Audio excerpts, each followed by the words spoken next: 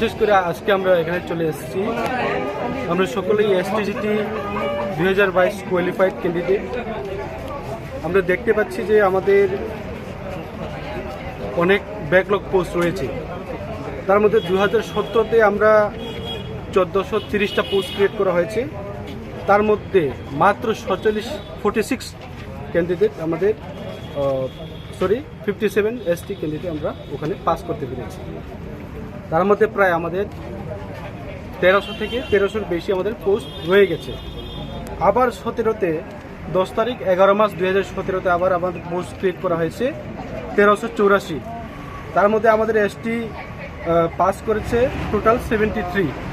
তাহলে এখানেও আমাদের 1000-এর বেশি পোস্ট রয়ে গেছে। এবং 2019-এ আমাদের পোস্ট ক্রিয়েট করা হচ্ছে 184।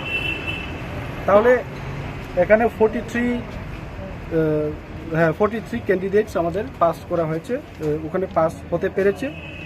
2020-তে আবার 141 জন পোস্ট ক্রিয়েট করা হয়েছে, তার মধ্যে মাত্র ওখানে ফিল আপ হয়ে গেছে। তো আবার এবার 2022-এ আমাদের 172 পোস্ট ক্রিয়েট করা হয়েছে।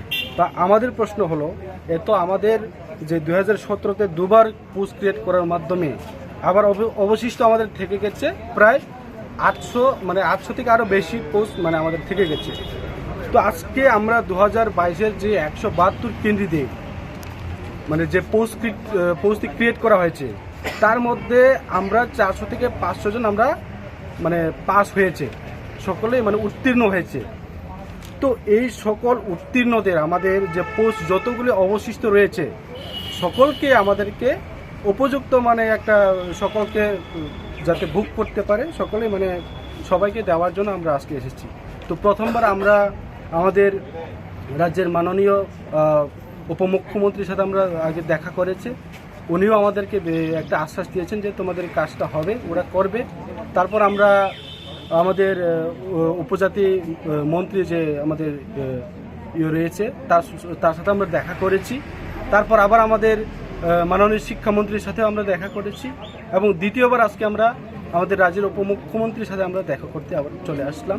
তারপর যদি আমাদের সবখানে আমাদের পজিটিভ আমাদের খবর আসে, তবে আজকে লাস্ট দ্বিতীয়বারের মধ্যে তার সঙ্গে দেখা করতে আসলাম।